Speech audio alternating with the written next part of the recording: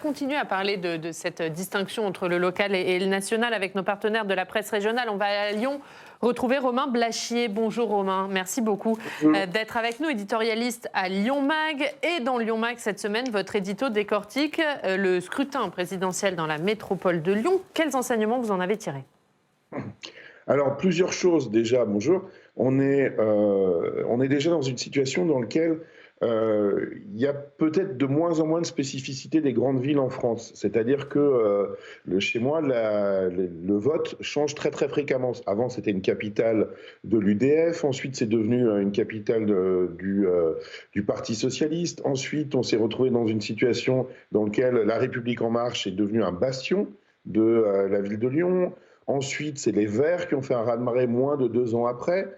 À chaque fois, je vous parle de séquences qui parfois sont séparées d'à peine 2 ans. Et puis là, aujourd'hui, c'est Emmanuel Macron, mais aussi Jean-Luc Mélenchon, à même pas un point, qui sont en différence. Donc du coup, il y a une énorme évolution. Et je trouve qu'il n'y a plus de spécificité vraiment lyonnaise dans ce cas-là. C'est que toutes les grandes villes à peu près comparables, Bordeaux, Toulouse et un certain nombre d'autres, elles ont à peu près cette même typologie de vote. Donc il y a de moins en moins de spécificité lyonnaise là-dessus. L'autre enseignement, c'est aussi que les élus locaux pèsent de moins en moins, j'ai l'impression. C'est-à-dire qu'en fait, en réalité, à l'image d'Anne Hidalgo à Lyon, à l'image de Grégory Doucet Anne Hidalgo à Paris, à l'image de Grégory Doucet à Lyon, à l'image d'un certain nombre d'autres maires, il n'y a pas vraiment d'effet municipal, alors qu'auparavant, souvent on votait pour la même chose. Je ne sais pas, Rennes par exemple votait socialiste au municipal, socialiste aux élections nationales, et ça changeait pas du tout. Là maintenant, j'ai l'impression qu'il y a une espèce d'homogénéisation, et puis surtout que les élus locaux comptent beaucoup moins qu'avant. Ensuite, c'est la très bonne tenue quand même de La République en marche à Lyon, qui s'était complètement effondrée avec un certain nombre de divisions. Il y avait une division entre Gérard Collomb et son dauphin David Kimmelfeld. Là, il y a à nouveau une bonne tenue, mais c'est une bonne tenue qui vient avec un changement fort de l'électorat. Il faut savoir que l'appareil de La République en marche à Lyon est resté très profondément divisé entre les pro-Kimmelfeld et les pro-Collomb. Qu'il n'est pas toujours efficace, même s'il a des très bons cadres locaux, mais quand même, il arrive en tête, mais il arrive en tête pas pour les mêmes raisons que d'habitude. Il arrive en tête dans des quartiers, notamment, qui auparavant votaient plutôt pour les Républicains. Il y a une structure de vote qui s'est déplacée. C'est arrivé pareil à Paris. D'ailleurs, vous regardez entre l'ouest parisien, qui est macroniste, et puis l'est parisien, qui est mélenchoniste. Auparavant, vous aviez une carte de la droite. Et chez moi à Lyon, c'est un espèce de paradoxe, parce que la majorité de l'appareil de La République en marche vient de l'ancien Parti socialiste lyonnais. Donc voilà, ça c'est quelques-unes des leçons que moi j'ai tirées du scrutin. Et puis aussi le fait qu'il y avait quand même ce qui était quelque chose qui n'existait pas avant, c'est dans les grandes villes, notamment à Lyon. Lyon, elle est connue pour avoir des groupuscules d'extrême droite très violents, d'avoir les jeunesses identitaires, d'avoir les jeunesses nationalistes, d'avoir été le berceau de l'œuvre française. Aujourd'hui, quand vous prenez Zemmour plus Le Pen, vous vous retrouvez avec 16% de l'électorat dans la ville et 21% dans la métropole. Alors que c'est un phénomène nouveau, parce qu'auparavant, par exemple, aux dernières élections municipales, vous n'avez même pas un seul conseiller d'arrondissement qui est au RN, même pas un seul conseiller métropolitain qui est au RN. Donc là aussi, c'est un nouveau phénomène, avec peut-être parfois, dans certains endroits, une petite radicalisation de l'électorat de droite. On a une ville à côté de Lyon qui est la ville un peu bourgeoise, un peu traditionnelle, voilà, où par exemple Éric Zemmour a fait 16% alors que Valérie Pécresse s'est complètement effondrée.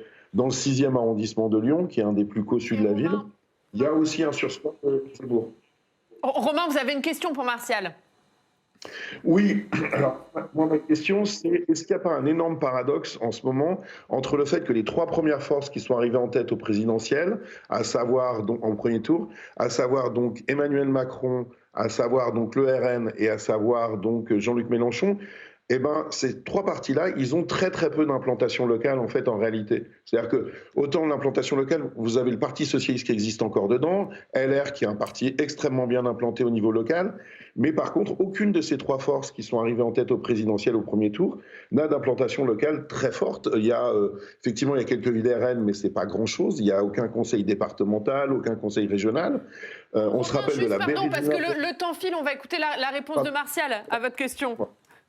Oui, non, très brièvement. C'est une question qu'on observe depuis de longues années, où il y a toujours une sorte de découplage entre le vote national, notamment dans les métropoles. Toulouse est un bel exemple, où Toulouse, au plan national, vote à gauche, et Toulouse, au plan local, a longtemps voté à droite.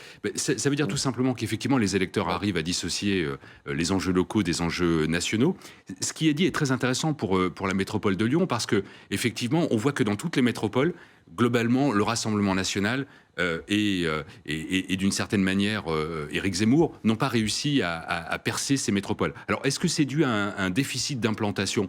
Oui, pour partie, mais il y a une sociologie quand même des métropoles qui est très différente du reste de la France, et pour deux raisons très simples. La première, je rappelle, parce que parfois il y a une confusion, ce sont dans les métropoles qu'on a le niveau de précarité le plus élevé. Et donc, c'est pas étonnant qu'il y ait aussi un vote sur Jean-Luc Mélenchon pour cette élection. Et puis, il y a une deuxième raison, c'est qu'on a une sociologie qui, d'une certaine manière, avec des personnes qui ont du capital économique, du capital social, du capital culturel, et on utilisait depuis 40 ans une théorie qui était la théorie du halo, en disant, finalement, on voit ce qui peut être une menace venant à l'intérieur des métropoles, et donc il y a une forme de résistance qui s'organise par les électeurs et qui rejette les voix notamment du Rassemblement national. Un dernier point sur ce découplage, je dirais que pour cette élection, on a dit et répété aux élections régionales et départementales que les partis traditionnels avaient réussi à confirmer leur bastion. Je pense qu'il faut qu'on s'interroge pour savoir si ce n'est pas qu'une étape actuellement en profonde transformation, et que quand même les scores réalisés par des partis comme la France Insoumise, le RN dans les métropoles continuent de progresser.